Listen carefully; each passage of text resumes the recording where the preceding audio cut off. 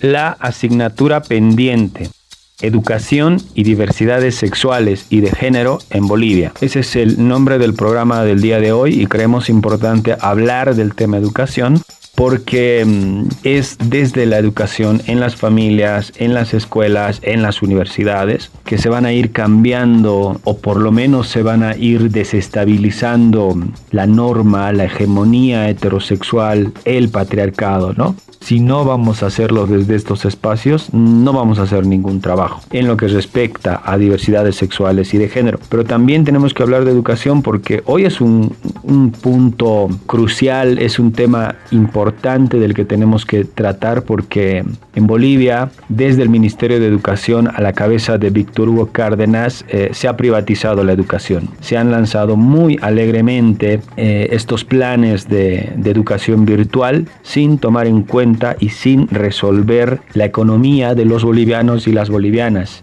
sin hacer ni siquiera un diagnóstico de cuánta gente puede acceder a internet, cuánta gente puede acceder a celulares de alta gama, a laptops que son necesarias para la educación virtual. Se ha privatizado la educación, se está dejando al margen de este programa de educación virtual desde el Ministerio de Educación a mucha gente que no cuenta con los recursos económicos, peor en esta emergencia sanitaria y en esta pandemia. Por eso sostenemos que la educación en Bolivia se ha privatizado. Hoy los maestros rurales, los maestros urbanos, padres y madres de familia están movilizados, están en huelgas de hambre y están tratando de concertar con el Ministerio de Gobierno, pero este Ministerio de Gobierno, de este gobierno golpista a la cabeza de Víctor Hugo Cárdenas, no tiene la capacidad de diálogo, de respuesta y de concertación con estos sectores. Por eso el tema educación es bien importante hoy. Así que vamos a empezar con el programa y estamos con una invitada muy especial. Por supuesto, nos acompaña Ángela Fuentes. Ángela es la fundadora de la Red de Lesbianas y Bisexuales de Bolivia. Es maestra, es formadora de maestros y maestras, es especialista en educación. Ángela, bienvenida a Nación Marica. Gracias por aceptar esta invitación. Gracias por esta invitación a los compañeros de Nación Marica. Para mí es un gusto estar siempre en contacto con la población y bueno, hablar del tema que nos toca, educación, el cual es un tema en el cual siempre nos han mantenido al margen, así que empecemos con la conversación y de nuevo, gracias por la invitación y más ahora en este contexto que se nos pone tan difícil. Ángela, creo que tenemos que mirar también atrás, ¿no? Hay que hacer una mirada al anterior régimen. ¿Qué se hizo o qué no se hizo en temas de educación y diversidades sexuales y de género en el anterior régimen, en el gobierno del MAS? Mira, respecto a esto, hay algo que es importante recalcar siempre y es que toda la movilización social que hubo, que luego se ratificó, se visibilizó en las normativas, en la Constitución Política del Estado y a raíz de ella en una serie de normativas que nos beneficiarían como población, no fue un tema del gobierno del MAS, sino fue la lucha de un montón de poblaciones organizadas y de gente que decidió cambiar su país, liderizada en ese momento por el movimiento al socialismo. Y que bueno, creo que después de 14 años, muchos que hemos apostado por este cambio social y hemos estado en las calles y todo, vemos que el gobierno como partido pues nos había traicionado. ¿Qué ha pasado respecto a lo educativo? Bueno, ha habido, creo, un cambio trascendental y fundamental y es que todas las diversidades, todas aquellas personas que no habíamos tenido voz, ni voto, ni capacidad de decidir, ni siquiera ingreso a espacios de decisión, ahora, a partir de todo el movimiento social que se dio, sí teníamos presencia en los espacios donde se estaban tomando las decisiones. Por lo tanto, cuando se hizo la Constitución Política, la Ley 070, la ley educativa, Abelino Siñani y Elizardo Pérez, sí hubo una presencia importante. ¿Qué teníamos en el anterior modelo educativo? No voy a hablar del régimen, sino en el modelo educativo sociocomunitario productivo. Primero teníamos esta valoración profunda de la diversidad, porque dentro de una de las bases de la ley 070 está la inclusión y está el respeto a la diversidad. Entonces, solo estos dos aspectos fundamentales ya le abrían la posibilidad a todas las diversidades, no solo las sexuales y genéricas, sino personas con discapacidad, diferentes lenguas, a incluirse y a exigir una forma de educación que nos represente a todos, pero que además nos permita a todos formarnos, aceptando que el espacio es abigarrado y diverso, y formarnos en esta diversidad y prepararnos para el futuro, que no es un futuro heteronormado, ni estándar, ni formal. Entonces encontramos en las propuestas educativas temas que se abren a entender la diversidad lingüística, a entender la diversidad cultural, y cuando tienen que tocar el tema de entender la diversidad sexual y genérica, pues ahí se quedan callados. Lo único que logramos como avance objetivo como diversidades sexuales dentro del modelo educativo sociocomunitario fueron un par de módulos donde hablaban de las diversidades y nos incluían junto con otras 5 poblaciones más. Pero bueno, ya estábamos en un documento del Estado. Ya se mencionaba que existían personas con diversa orientación sexual, con diversa identidad de género, que estaban en las escuelas y que debían ser atendidos. Ha sido dicho de manera muy tímida, pero ha sido mencionado. Además, en un documento que se llama la Resolución Ministerial 001, que sale cada año y que norma las inscripciones, evaluaciones y toda la gestión administrativa, hizo hincapié, y soy testigo de eso, de especificar con claridad que cualquier acto de discriminación y esto en el marco de la 045, por raza, credo, orientación sexual, etcétera, debía ser castigado.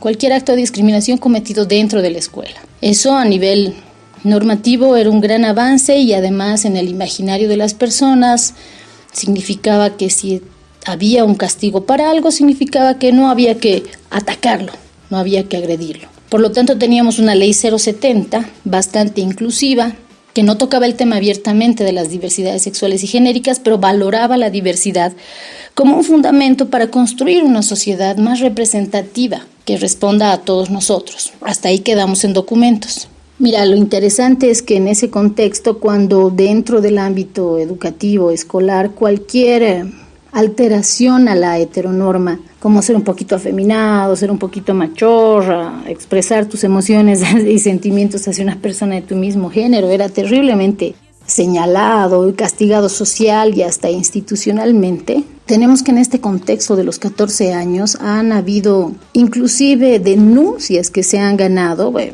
estamos hablando de 1 o 2 casos así ejemplares, ¿no? Donde jóvenes han sido discriminados dentro de sus colegios, pero el marco normativo, el proceso, el momento donde todos estábamos tan presentes dentro de nuestra diversidad y participando en espacios políticos y con voz y todo, pues ha significado que les reivindiquen este derecho a su diversidad.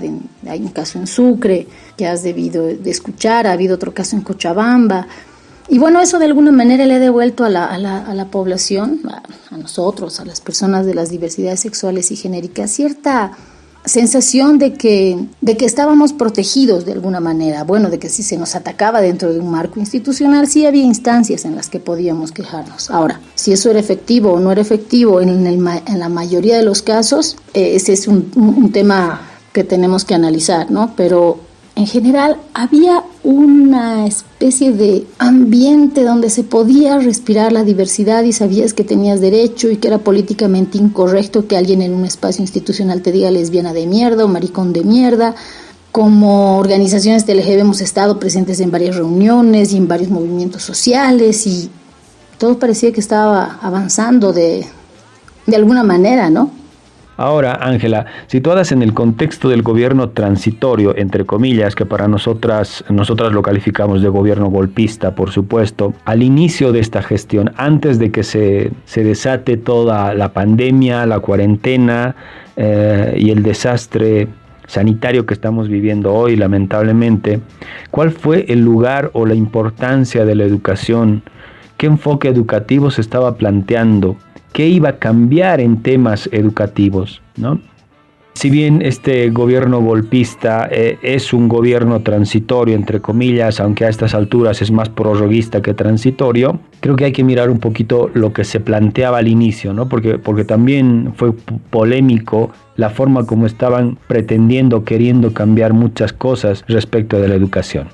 Bueno, siendo sincera, creo que no había el gobierno transitorio desde el inicio de la gestión y lamentablemente hasta ahora, no tiene de ninguna forma un enfoque de gestión, o sea, no tiene claridad de lo que quiere hacer con la gestión educativa. La mirada creo que era clara y era eliminar a todos los masistas, ¿no? Pensando que el sistema educativo solamente son las personas que trabajan en él, ¿no? Y no su normativa y el enfoque y todo lo demás. Y yo voy a seguir insistiendo que el modelo sociocomunitario productivo era un modelo que efectivamente nos beneficiaba a las diversidades sexuales por sus principios, sus bases. Cuando ingresa el gobierno transitorio, su objetivo era hacer una transición normal, lo más estable, lo más posible. Y bueno, en ese contexto yo te comento que de la manera más atrevida me presento al ministerio, presento a la nueva ministra, en ese momento la doctora Virginia Patti, le presento mi currículum y me aceptan en la Dirección de Educación Especial, lo cual significa un tercer nivel de autoridad dentro del sistema educativo, ¿no? Para mí era una posibilidad importante, maravillosa. Yo vengo dedicándome 20 años ya de mi vida profesional al trabajo inclusivo en educación, pero además era un logro porque sabiéndome como una lesbiana pública, visible, descarada, que en un momento pueda ingresar a un tercer nivel de autoridad del gobierno, a mí me parecía un avance. Sin embargo, esto duró poco porque hubo el cambio de ministros y bueno, pues está el señor Cárdenas, que abiertamente es fundamentalista, conservador, discriminador respecto a los derechos de las poblaciones por su formación altamente cristiana, olvidando sus bases indígenas y lamentablemente, bueno, me retiran de este espacio. Yo puedo decirte que no hay una mirada educativa ni hay un enfoque. Hay esta frasecilla que repite el señor Cárdenas que se llama que la educación tiene que ser un pacto social. Bueno, la educación es un derecho, no es un pacto social, es un derecho y quienes se hacen cargo de cumplir ese derecho es el Estado. Cuando tú dices que la educación es un pacto social, es en el fondo lavarte las manos y devolverle a los pobladores la responsabilidad de formarse y de capacitarse, lo cual se parece un montón a la reforma educativa. Y la reforma educativa en esos años precisamente promovía que la educación no era un derecho, sino era un servicio. Y si tú podías pagar ese servicio, pues tenías un mejor acceso. Y si no podías pagar, pues ni modo.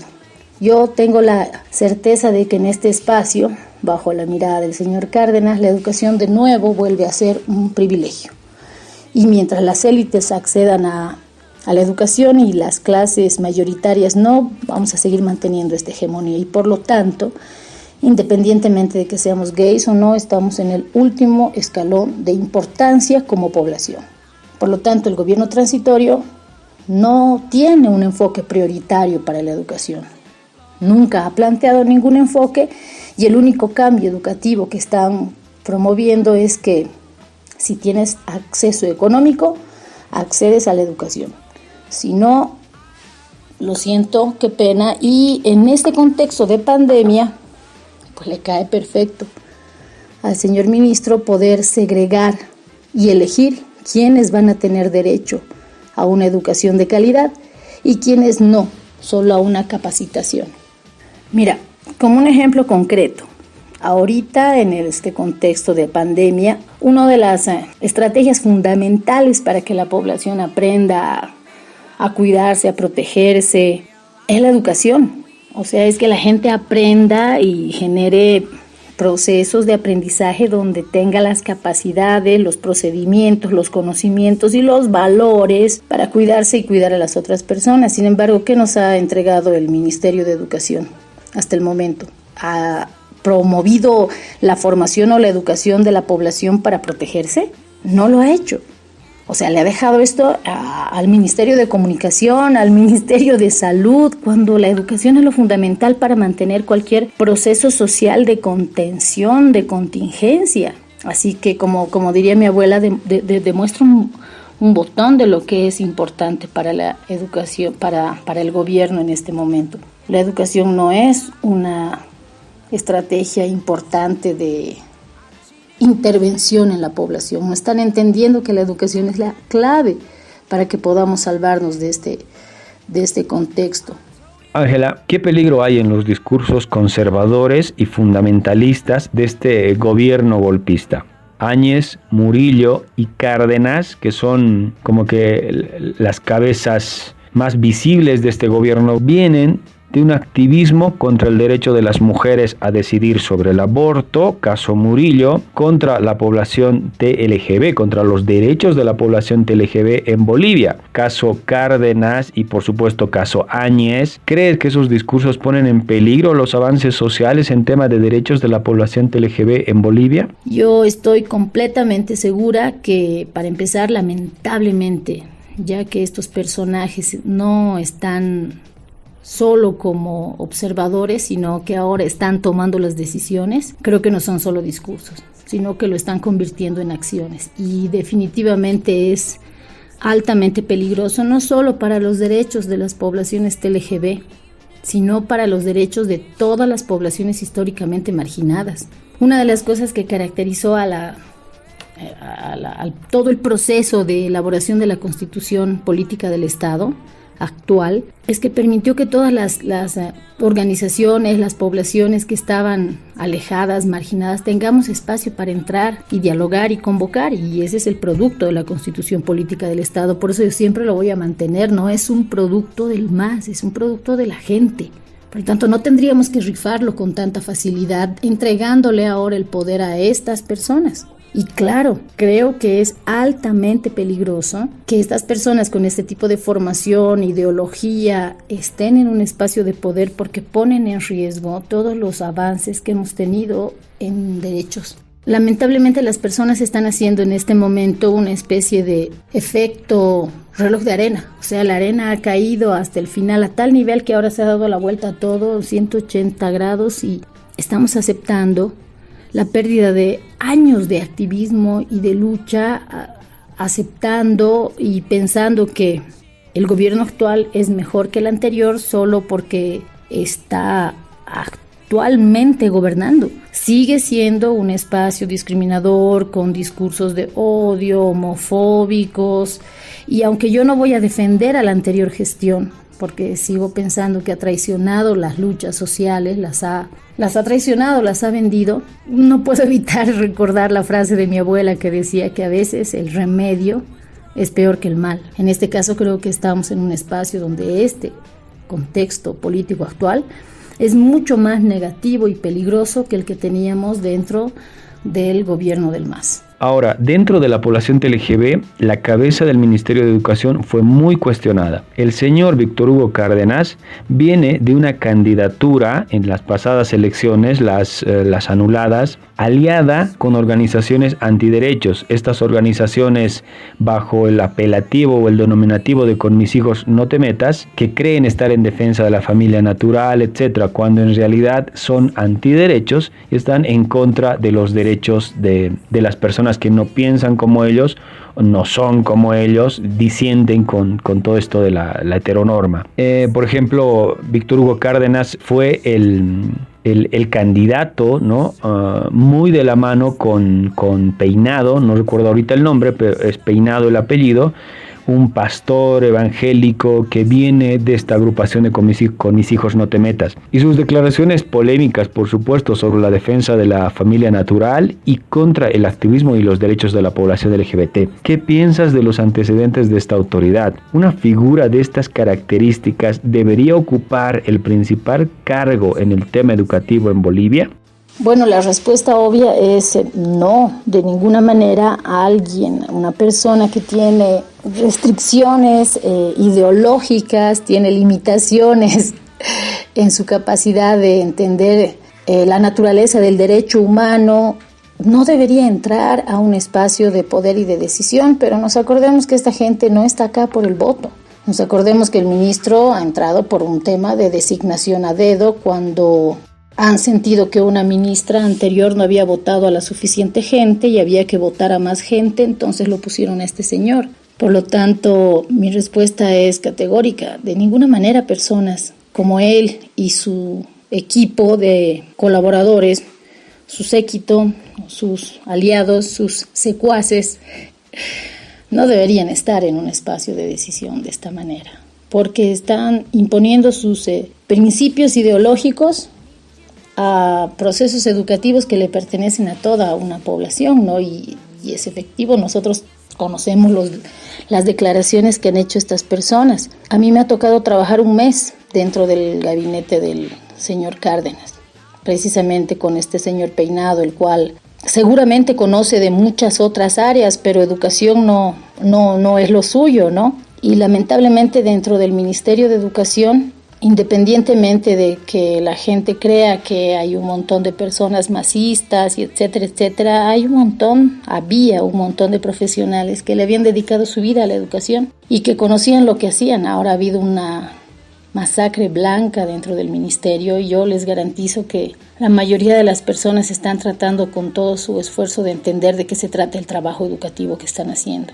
Y lamentablemente en este contexto donde la educación es una estrategia clave para poder enseñar a la población a cuidarse, protegerse y a adaptarse a esta nueva realidad, nosotros tenemos un Ministerio de Educación donde el ministro, que ahora es un ministro de 3 áreas, está definitivamente haciendo un trabajo de ensayo y error porque está rodeado de personas que no tienen la capacidad ni el conocimiento suficiente y me imagino que el objetivo es empoderarse hasta septiembre y decir estas cosas son inclusive complicadas porque yo te aseguro que muchos espacios están siendo altamente vigilados. Creo que en términos educativos estamos en un grave riesgo porque la educación no solo es un derecho, sino es un instrumento, ya sea de liberación o ya sea de adoctrinamiento.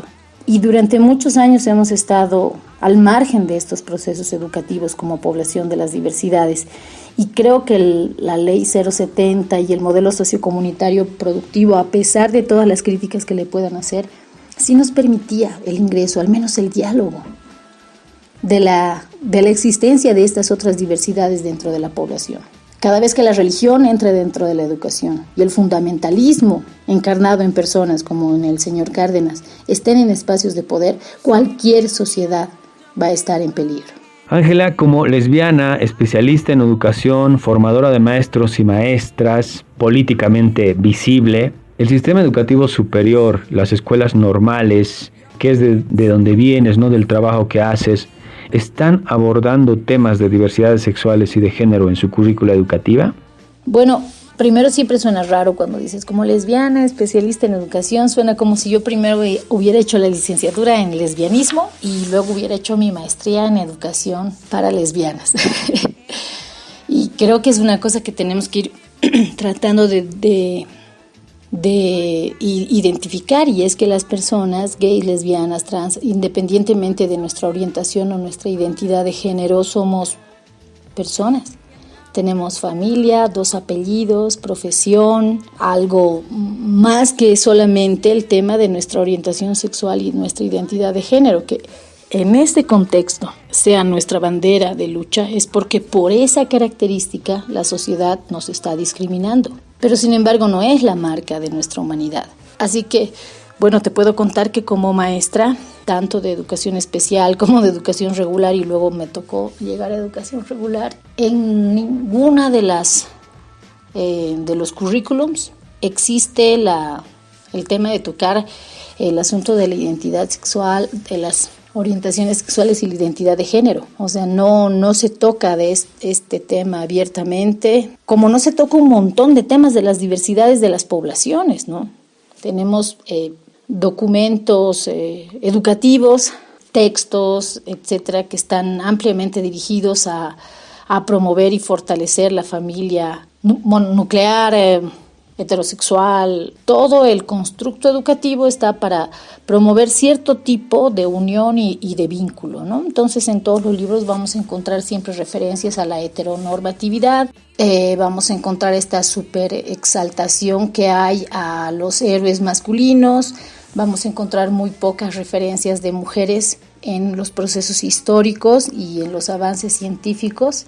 Por lo tanto, te puedo decir que creo que un montón de lo que la educación le entrega a los pobladores es siempre una fotografía de la historia que pretende que tiene un objetivo específico, que es adoctrinar. La educación es un instrumento de colonización o de descolonización, depende cómo lo quieras manejar, y en este contexto nunca se ha tocado el tema de las diversidades sexuales y genéricas en educación, porque se sigue teniendo, a pesar de que tienes todo un marco normativo internacional y nacional, se sigue entendiendo este asunto como un asunto tabú. Por lo tanto, excepto a alguien que le toque personalmente el tema, como a mí, no lo va a tocar en las aulas. Es más, va a tener mucho cuidado porque va a temer que crean que está incentivando a algo o que está promoviendo. Por lo tanto, si no te toca directamente, probablemente no lo van a tocar. Y lamentablemente muchas de nuestras compañeras y compañeros gays, lesbianas, bisexuales que están dentro del ámbito de educación tampoco van a tocar este tema abiertamente. Yo te comento ahí entre paréntesis que el año pasado tuvimos la oportunidad de hacer una serie de talleres con la alcaldía, precisamente dentro de la Escuela Simón Bolívar, ¿no?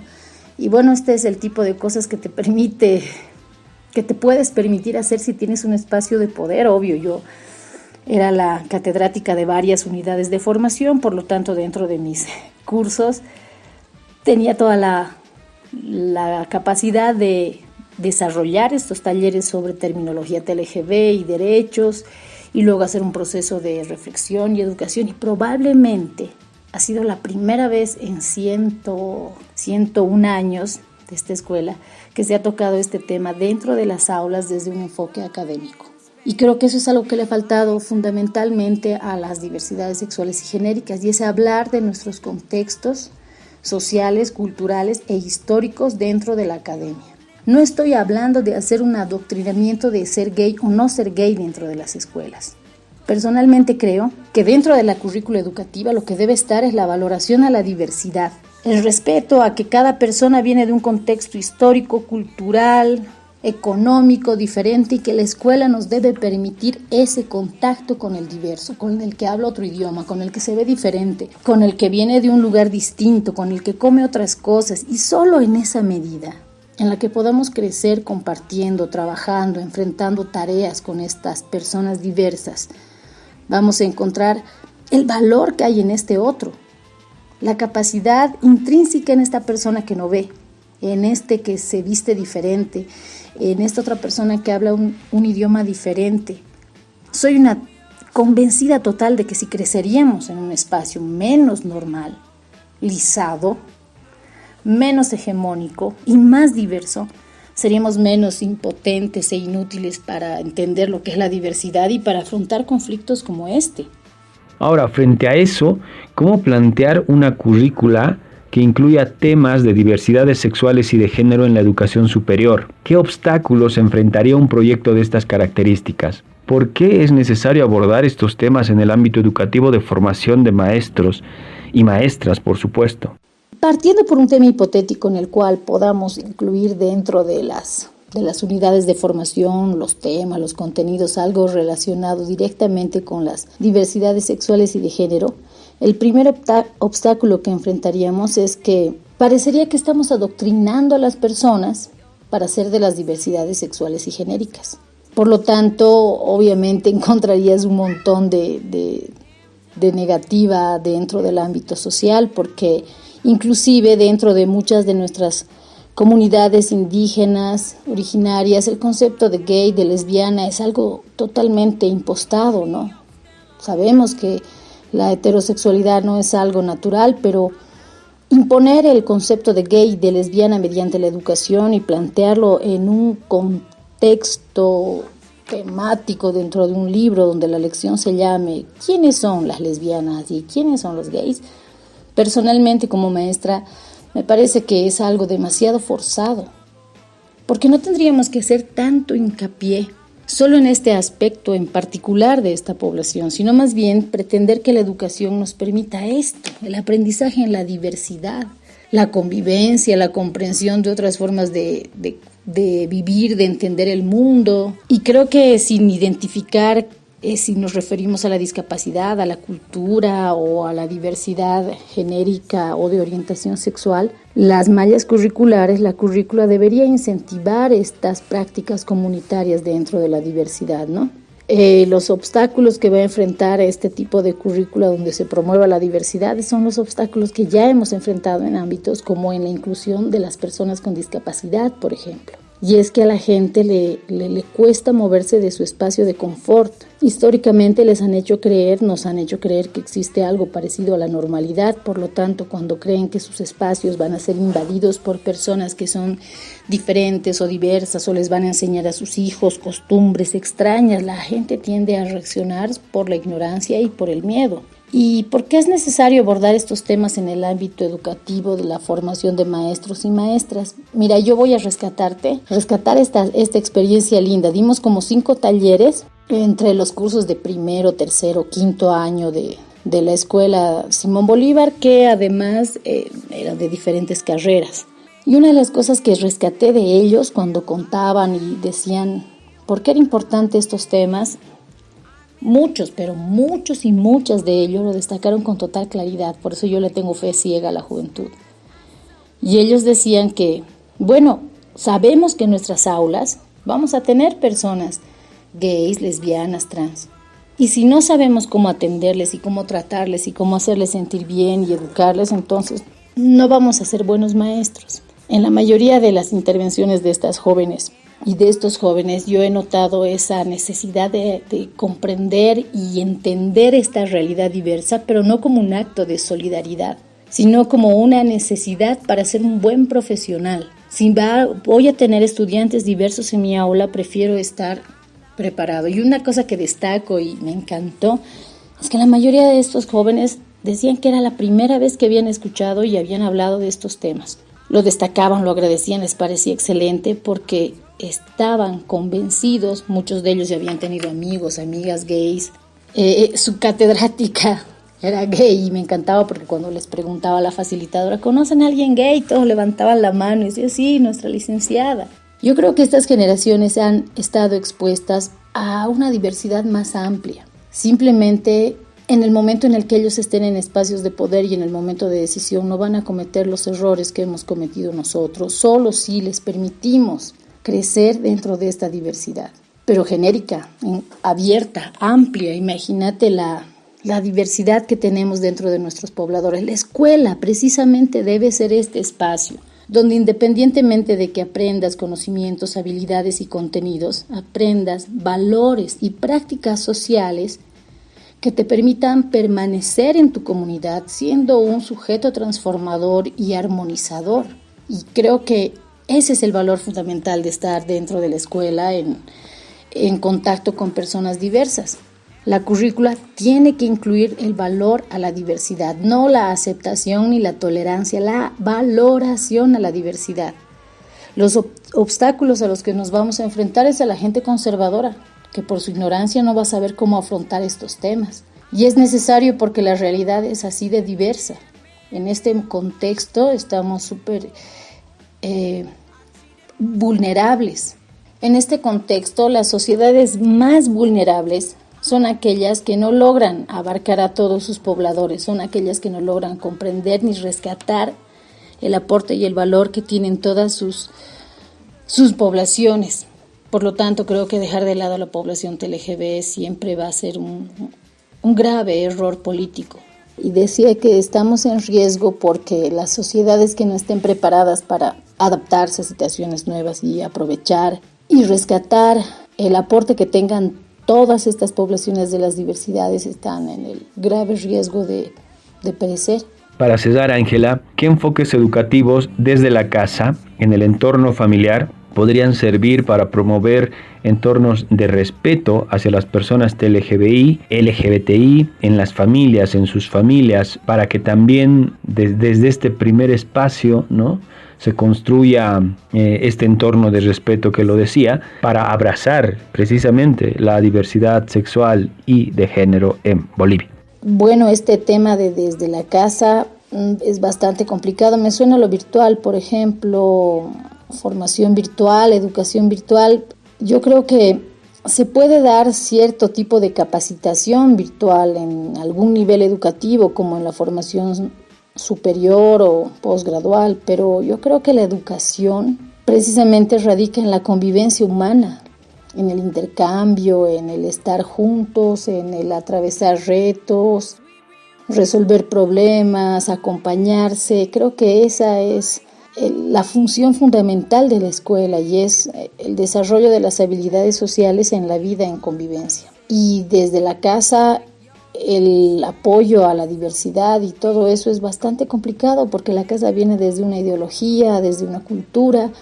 En muchas situaciones la escuela permite a las personas darse cuenta de que existe una diversidad más grande. La escuela es el primer lugar donde nos encontramos con otros diversos. Por lo tanto, creo que promover entornos de respeto hacia las personas LGB desde la casa es un asunto bastante complicado porque sabemos que dentro de la casa están la familia, y la familia en este contexto social está severamente señalada, aunque todas las corrientes fundamentalistas traten de promover esta familia heteronormada y nuclear y etcétera.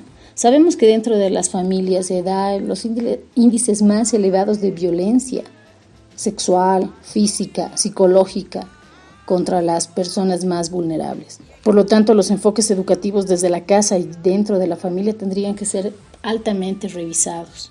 Sobre todo para nuestras poblaciones LGB, seguramente en este contexto de pandemia y de confinamiento han debido ser bastante duros, porque muchos de nosotros hemos encontrado espacios para desarrollarnos y fortalecernos y encontrarnos en otros lugares ajenos que no eran precisamente la casa. Me parece que el riesgo de que creamos que podemos dar educación mediante una pantalla y mediante una imagen, precisamente es algo que nos va a dirigir a despersonalizarnos.